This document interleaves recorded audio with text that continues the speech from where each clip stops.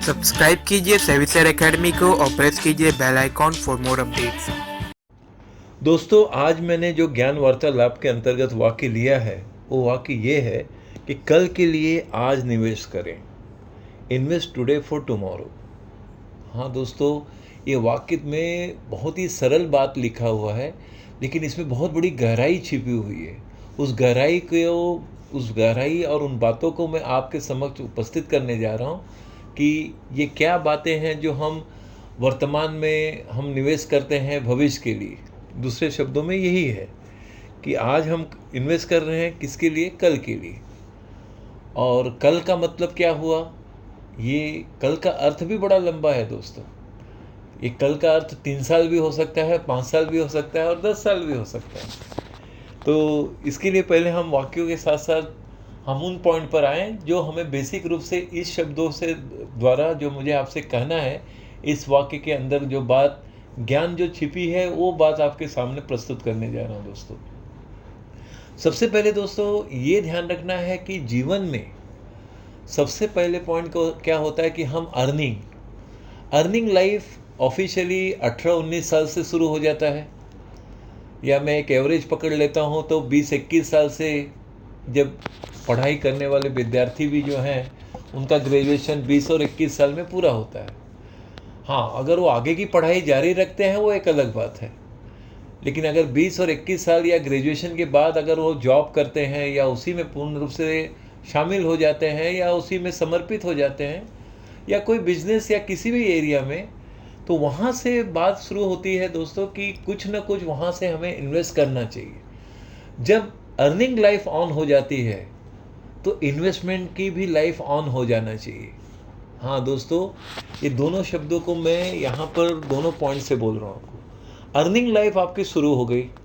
अब वो earning life किसी का 20-21 साल में भी शुरू हो जाता है, किसी का 25-26 साल में शुरू होता है, किसी का 28-29-30 साल में शुरू होता है। डिपेंड करता है कि जो पढ़ाई प्रोफेशनली लेवल पे करते हैं या जो उनके आगे की बात विषय रहती है उन पर भी बात होता है। तो मैं इस पॉइंट को लेकर कह रहा हूँ कि अर्निंग लाइफ जब आपकी शुरुआत हो गई, यानी पूर्ण रूप से आपका वो विषय प्रारंभ हो गया, तो सबसे पहले आपको क्या करना चाहिए? अपना बचत का मार्ग विषय काफ़ी बढ़ाना चाहिए, क्योंकि हम इस महंगाई के युग में जी रहे हैं जहाँ पे बचत कर पाना बड़ा मुश्किल का विषय होता है। तो सबसे पहले आपको, या जो भी अर्निंग पर्सन है, मैं उनके लिए ये वाक्य कह रहा हूँ। उम्र का विषय 20 वालों के लिए भी लागू है, 25 के लिए भी लागू है, 30, 35, 40, 45, 50 वालों के लिए लागू है, एंड इवन इंक्लूडिंग मैं 60 या 60 के आसपास वालों के लिए भी मेरे वाक्य यहाँ पर सब पर लागू हो रहे हैं कि जब तक आपकी अर्निंग लाइफ है, सबसे पहले आपका बचत होना चाहिए। और बचत का जब माध्यम सही बनता है और बचत में एक रकम दिखता है कि इस पैसे को मैं इन्वेस्ट कर सकता हूँ, जैसे कि एक उदाहरण के रूप में कह रहा हूँ दोस्तों कि चलिए एक उदाहरण में मैं ये ले रहा हूँ कि एक सैलरीड पर्सन है जिनका सैलरी बेसिक मान लो 20,000 की अर्निंग पर मंथ हो रही है। तो उन्हें ये देखना है कि भाई चलो ठीक है, 5,000 रुपया कुछ इन्वेस्ट किया जा सकता है, लेकिन वो कब? जब वो बाकायदा बचत, मान लो 6 महीना साल भर उन्होंने बचत कर लिया।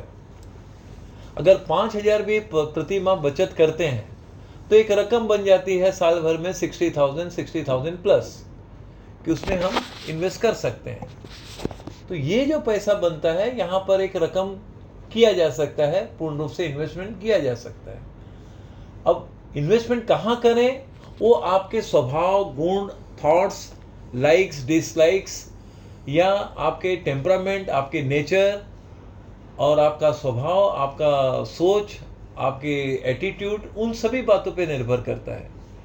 क्योंकि कोई भी अर्निंग पर्सन जो ये सोचते हैं भाई हम सेफ और सिक्योर्ड हमें चाहिए और कुछ नहीं, तो जो सेफ और सिक्योर्ड सोचते हैं वो केवल क्या सोचेंगे कि फिक्स डिपॉजिट में पैसा रखा जाए, और थोड़ा उससे कहीं बढ़कर अगर कुछ देखा जाए या कुछ प्लस हो तो भाई चलो म्यूचुअल फंड में जाएं, क्योंकि वहाँ पर सब एरिया पॉजिटिवली हम सोचते हैं भाई 2 साल, 3 साल, 5 साल जो भी है एक म्यूचुअल फंड में प्लान करें, या पोस्ट ऑफिस में भी अपना इन्वेस्टमेंट हो, जो पब्लिक प्रोविडेंट फंड है, या अलग अलग एवेन्यूज़ ऑफ इन्वेस्टमेंट तो बहुत सारे हैं मार्केट में दोस्तों।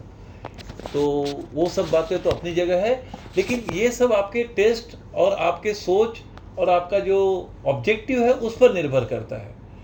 क्योंकि अगर आपका सोच ऐसा है कि भाई हमें सेफ चलना है, सिक्योर्ड चलना है, तो आप एफडी और म्यूचुअल फंड के अलावा आगे जा ही नहीं सकते हैं, क्योंकि वो सोच, वो विचार वहीं तक सीमित है। लेकिन हाँ, ये विचार है कि भाई चलो यहाँ पर भी एक दुनिया है जहाँ स्टॉक मार्केट में हम इन्वेस्ट कर सकते हैं, और वो इन्वेस्ट इस तरह से कर सकते हैं कि अपनी सैलरी का कुछ भाग, कुछ इन्वेस्टमेंट हम कर सकते हैं, यानी एसआईपी फॉर्म में। हाँ, तो ये भी एक सही तरीका है बिगिनर्स के लिए। मैंने ये वाक्य भी कहीं नहीं कहीं कहा है कि बिगिनर्स के लिए बेस्ट होता है कि वो एसआईपी से शुरू करें। तो एसआईपी फॉर्म में भले चलो ठीक है 2000 रुपया प्रति माह इन्वेस्ट कर रहे हैं कोई अच्छे स्टॉक में, क्वालिटी स्टॉक में, जिसका शेयर प्राइस 200, 150, 300, 400 के अंदर है। वो स्टडी करके, एनालिसिस करके, या किसी से अच्छा एक कंसल्ट करके उसमें इन्वेस्ट करने का विषय बनाते हैं। वो भी एक अच्छा सही तरीका है। लेकिन वो अगेन वही बात आती है दोस्तों कि वो आपके रिस्क टेकिंग एबिलिटी पे डिपेंड करता है, आपके नॉलेज के ऊपर डिपेंड करता है, आपके सोच के ऊपर डिपेंड करता है, और आपके जो फंड अवेलेबिलिटी है उस पर सब बातें निर्भर करता है। तो ये सारा चीज़ जब एक तरफ होगा तब आप जाकर ये सब सोचेंगे। लेकिन सबसे बड़ी बात दोस्तों, मार्केट में अगर आप स्टॉक मार्केट की जब बात आती है या स्टॉक इन्वेस्टमेंट की बात आती है, तो सबसे पहला गुण आपका रिस्क टेकिंग एबिलिटी ही आता है। अगर आप रिस्क लेकर मार्केट में पैसा इन्वेस्ट करते हैं, ये सोचकर कि भाई जो है देखा जाएगा, चलो 10, 15, 20% नीचे होगा कोई गम नहीं, तो भी हम इन्वेस्ट करते हैं या करेंगे, और तो भी हम उसमें कंफर्टेबल हैं। अगर ये सोच और विचार आपके हैं तो आप इस फील्ड के लिए सही हैं। और उसी के साथ साथ एक गुण बहुत जरूरी है इसके साथ साथ, वो गुण है पेशेंस का, धैर्य का। अगर आप में धैर्य है तो निश्चित रूप से इसमें इन्वेस्टमेंट, ये स्टॉक इन्वेस्टमेंट में आप सफल रहेंगे आगे चलकर। तो इन सभी बातों का समावेश होता है। तो वाक्य पे मैं फिर से वापस आ रहा हूँ ज्ञान वार्तालाप के अंतर्गत, कि आज हम इन्वेस्ट कर रहे हैं कल के लिए। अब ये निर्भर करता है कि आपकी उम्र क्या है। अगर आपकी उम्र 21, 22 और 25 या 21 से 30 के बीच में है, तो आपको वास्तव में देखा जाए दोस्तों कि लॉन्ग टर्म का ज़्यादा प्लान करना चाहिए। क्योंकि 30 साल की उम्र में अगर आप हैं आज, तो आने वाले 10 साल तक का आपको बड़ा प्लान करना चाहिए, लॉन्ग टर्म प्लान। ये ज़रूरी है। शॉर्ट टर्म में आप जो थोड़ा बहुत कमाते हैं, या आप जैसे स्विंग ट्रेडिंग हो गया, या थोड़ा शॉर्ट टर्म में डिलीवरी बेस पे आपने कुछ शेयर्स ले लिए, कुछ महीने रख के उसमें कुछ कमा लिए, वो अच्छी बात है। तो उसमें कुछ कमाया, कुछ प्रॉफिट बना या कुछ प्लस हुआ, तो उन पैसे को हमने सेविंग में रखा और धीरे धीरे वो बढ़ता गया। तो हमने ये देखा कि भाई चलो हम कुछ पैसे जमा पूंजी से 50,000, लाख, 1.5 लाख रुपया हम 5 साल से 10 लाख का प्लान करना चाहिए। क्योंकि उम्र आप आज आपकी 30 के अंदर है। उसी हिसाब से जो 40 से 50 के रेंज में है, उन्हें भी 5 से 10 साल का प्लान करना चाहिए। क्यों? क्योंकि ये कल के लिए जो बात हो रही है दोस्तों, वो भविष्य काल की बात हो रही है। और भविष्य काल में अगर आप में धैर्य है तो आप एक्स्ट्रा ऑर्डिनरी, जिसको मैं ये कह सकता हूँ कि एक्सपोनेंशियल जो ग्रोथ होता है, एक गुणात्मक रूप में जो एक आप जो सोच भी नहीं सकते उतना रिटर्न भी आपको मिल सकता है। बशर्ते कि उस रिटर्न को कहते हैं ना, वो देखकर अपने में कंट्रोल रखने की एबिलिटी होना चाहिए। क्योंकि आपने अगर 20,000 इन्वेस्ट कर लिया और वो 40-50,000 आप देख लेते हैं, तो वहाँ पर एक अलग सी भावना आ जाती है कि चलो पैसा निकाल लिया जाए, पैसा यहाँ निकाला जाए या खर्चा किया जाए। ये सोच नहीं होना चाहिए। आपको ये सोचना चाहिए कि भाई जो प्रॉफिट का पैसा मेरा दिख रहा है, उसे और कोई और अच्छे स्टॉक में उसका थोड़ा बहुत सेविंग में भी जाने दीजिए, और लॉन्ग टर्म के लिए 5 साल 10 साल के लिए और कोई और अच्छे स्टॉक में हमें इन्वेस्ट करना चाहिए। क्योंकि उस इन्वेस्टमेंट में आपका जेब से पैसा नहीं लग रहा है, आपको जो डबल ट्रिपल हुआ है वो पैसा आप मार्केट में इन्वेस्ट कर रहे हैं। तो उससे भी और बेहतर और अच्छा और क्वालिटी स्टॉक में आपका कदम उठना चाहिए, जो कि फ्यूचर सिक्योरिटी वाइज आपको सोचना भी है। उसी के साथ साथ पारिवारिक रूप में आपके सामने बहुत सारी जिम्मेदारियां भी हैं, उस जिम्मेदारियों को भी निभाना है। तो लॉन्ग टर्म के लिए जो best of the best stock है उसमें प्लान करना चाहिए कि चलिए आप 30-35 साल की उम्र में हैं, आपको बेटा है, बेटी है, छोटे उम्र में है अभी, तो उनके आने वाले भविष्य में उनकी पढ़ाई है, उनकी पढ़ाई के साथ साथ उनका भविष्य में शादी विवाह का विषय है, तो उसके लिए आपके पास फंड प्रोविजन सब होना चाहिए। तो वो जब आप ऐसा सोचते हैं तो आपको लॉन्ग टर्म के लिए जो बेस्ट क्वालिटी स्टॉक है तो वो वहाँ पर आपका इन्वेस्टमेंट होना चाहिए। नज़रिया 5 साल से 10 साल का हो या उससे भी ज़्यादा। जैसे आपका बेटा है या बेटी है, उसकी उम्र मान लो 5 साल 6 साल है, तो उसके लिए एक 10 साल का प्लान आपको करना चाहिए, 10 से 15 साल का, जिससे कि आने वाले भविष्य में उनके लिए फ्यूचर में आपको एक्सपेंस या उस दौरान कोई ऐसा लोन ना लेना पड़े, क्योंकि आपने पहले से ही कल के लिए आज की तैयारी शुरू कर दी है। कल के लिए यानी भविष्यकाल के लिए आज से आप इन्वेस्ट कर रहे हैं। तो इन्वेस्ट किसके लिए कर रहे हैं? हाँ, बेटा के लिए, बेटी के लिए, उनके भविष्य के लिए, उनके जो भविष्य में खर्चे होंगे, वो बातें होंगी, वो आपका स्टॉक इन्वेस्टमेंट भी पूरा कर देगा दोस्तों। क्योंकि मैंने जैसे भी थोड़ी देर पहले कहा ना, आप जितना सोच भी नहीं सकते उससे भी अच्छा आपको रिटर्न मिल सकता है, बशर्ते कि वो क्वालिटी स्टॉक हो और कंपनी का growth year after year plus रहे। ऐसे सब कंपनी में अगर आपका इन्वेस्टमेंट होता है तो फ्यूचर में आप निश्चित रूप से उसमें यही देखेंगे कि जो आपने इन्वेस्ट किया था उसका दुगना 3 गुना आने वाले 5 साल में, 10 साल में 5 से 5 गुना भी हो सकता है दोस्तों, उससे भी ज़्यादा हो सकता है, बशर्ते कि वो 5 से 10 साल आपको रखना या होल्ड करने की कैपेसिटी और उतना पेशेंस आप में होना चाहिए। अगर ये सब बातें आप में होता है, शामिल होता है, तो भविष्य में सबसे बड़ा प्लस पॉइंट यही होगा दोस्तों कि आपको किसी से फिर लोन लेने की आवश्यकता नहीं होगी, कोई पर्सनल लोन की ज़रूरत नहीं है, क्योंकि आपने अपने सोर्स और रिसोर्स सब तैयार किए हैं और जैसे आवश्यकता होती है उस हिसाब से किया जाए। तो बस इसके साथ साथ ये भी कहूँगा दोस्तों कि आने वाले भविष्य में हाँ, ये भी है कि स्टॉक इन्वेस्टमेंट के अलावा बहुत सारे ऐसे एवेन्यूज़ ऑफ इन्वेस्टमेंट है जो सिक्योर्ड भी है अलग अलग एरिया में। जैसे अभी मैंने थोड़ी देर पहले एफडी के अलावा पब्लिक प्रोविडेंट फंड का भी नाम लिया। उसी के साथ साथ म्यूचुअल फंड में बहुत सारे स्कीम्स हैं जहां आप इन्वेस्ट करके लॉन्ग टर्म में पैसा रख सकते हैं और जो जितना आप प्लान कर सकते हैं भविष्य काल के लिए। और हाँ, नो डाउट इसके साथ साथ इंश्योरेंस का भी प्रोविज़न होना चाहिए कि भाई इंश्योरेंस भी हमारे पास है, हेल्थ इंश्योरेंस भी है, लाइफ इंश्योरेंस भी है। ये तो मैं एक जनरल आपको, ये मैं कोई बड़ी बात नहीं कह रहा हूँ दोस्तों, ये तो आप भी जानते हैं कि कब क्या कहाँ कितना करना चाहिए, कितना हमारा प्रीमियम बन सकता है, कितना हम प्रीमियम कंफर्टेबली पे कर सकते हैं। ये सब का कैलकुलेशन करके ही तब आपको इन चीज़ों में, इन विषयों में आपको जाना चाहिए। हाँ, इसी के साथ साथ मैं ज़रूर जोड़ूंगा दोस्तों कि आपको एक एक्सचेंज ट्रेडेड फंड में गोल्ड ETF भी है, वहाँ भी इन्वेस्ट करना चाहिए, क्योंकि फिजिकल गोल्ड कई लोग कंफर्टेबल नहीं हो पाते हैं। तो गोल्ड ETF भी है मार्केट में, उससे संबंधित बहुत सारी जानकारियाँ आपको मिल जाएंगे गूगल में भी और बहुत सारे इंफॉर्मेशन सोर्सेस हैं। तो ये भी प्लान करना चाहिए लॉन्ग टर्म के लिए, क्योंकि भविष्य में दोस्तों गोल्ड का भाव भी आसमान छुएगा आने वाले 5 साल 10 साल में। तो इसके लिए गोल्ड में भी इन्वेस्टमेंट होना चाहिए, करना चाहिए। ये हुआ आपके कल की बात किया दोस्तों। तो कल जब आप सोचते हैं कि भविष्य काल में, आज ही देखिए दोस्तों, आज की तारीख में अगर आप 24 कैरेट गोल्ड का सोचते हैं तो 60,000 प्लस आज मार्केट वैल्यू है।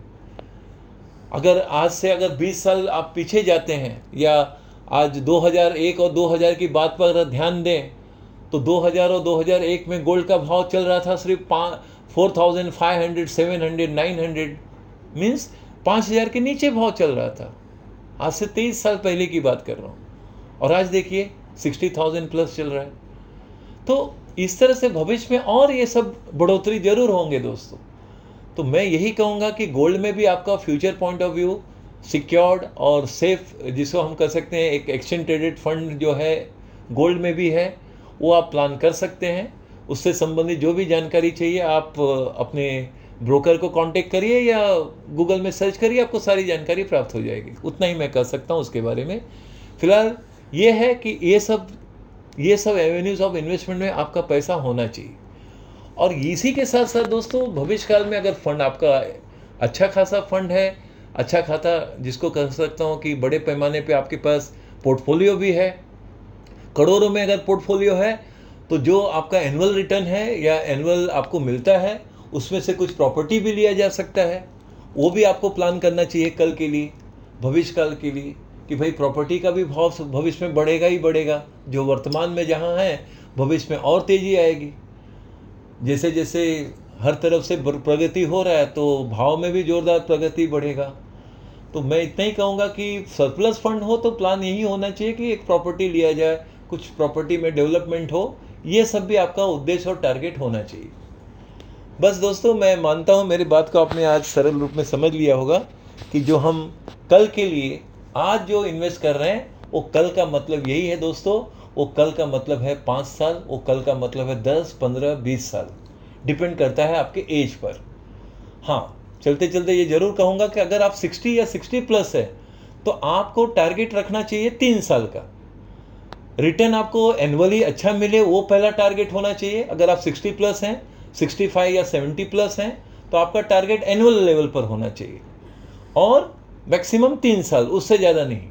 भाई अगर मैं 65 का हूँ तो 68 ऑफ एज में मुझे कितना रिटर्न आ सकता है, उन सभी एरिया में हमें इन्वेस्ट करना चाहिए जिससे कि हमें रिटर्न एनुअली मिले और उसी के साथ साथ 2 से 3 साल का मतलब वहाँ तक ही उसका अवधि वहीं तक सीमित रहे तो अच्छा है। इससे क्या होगा दोस्तों कि आप में जो एक रेगुलर इनकम का रिटर्न इस एज पर भी मिल रहा है तो आप में एक एनर्जी कायम रहेगा। बस हेल्दी और वेल्दी दोनों रहना चाहिए। अगर आप हेल्दी और वेल्दी हैं तो बहुत अच्छी बात है और होना भी चाहिए।